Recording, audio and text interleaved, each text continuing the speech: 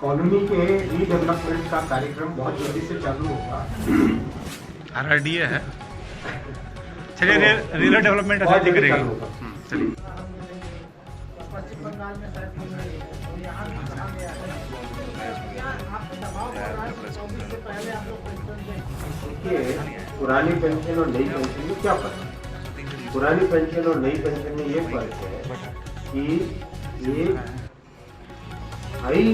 स्थायी रूप में स्थायी तौर पे एक पेंशन का फंड बने।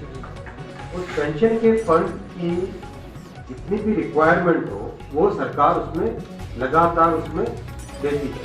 आप देखिए, आज मैं किसी राज्य का नाम नहीं लूँगा, कुछ राज्य ऐसे हैं जिसकी ये हालत है कि सैलरी देना भी मुश्किल हो। ऐसी परिस्थितियों में वो लोग पहुँच रहे हैं फ्री देने के चक्कर में। वो लोग आगामी दिनों में पेंशन भी नहीं दे पाएंगे।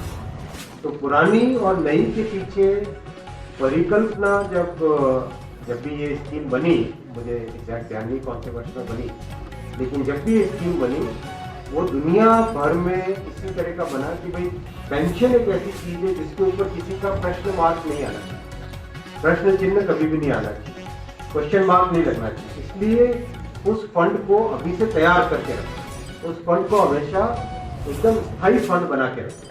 इसलिए ये परिकल्पना है।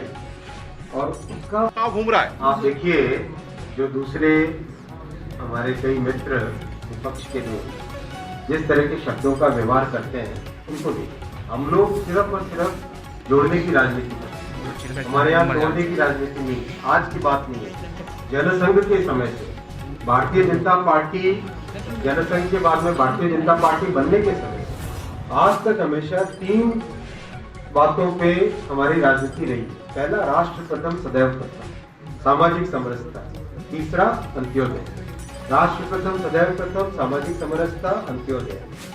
सेवा के भाव से आप देखिए, मैं आपको पूछना चाहता हूं, जो आप कह रहे हो कि राजनीति क्या यही है, मैं आपको पूछना चाहता हूं, पूरे देश में आप जाके देखिए, कोविड के समय कौन सा कार्यकर्ता जमीन के परिवारों के साथ मुश्किल से मुश्किल समय में किसका कार्यकर्ता था?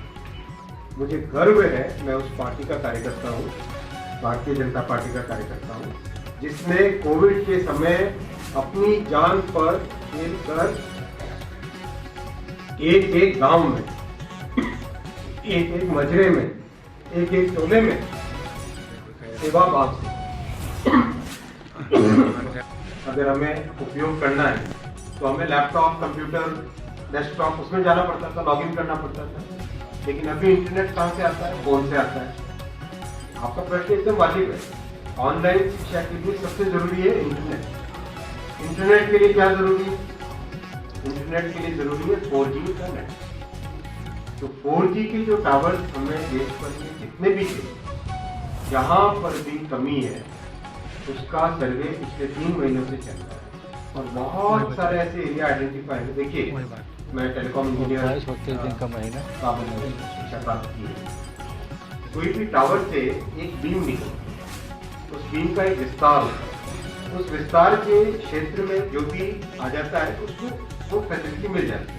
उस विस्तार के बाहर जितना बीम, मान लीजिए गाँव है, उस गाँव के इतने हिस्से को बीम मिलेगी, इस हिस्से को बीम नहीं मिलेगी, तो कहते हैं कि टावर नहीं आया, राइट?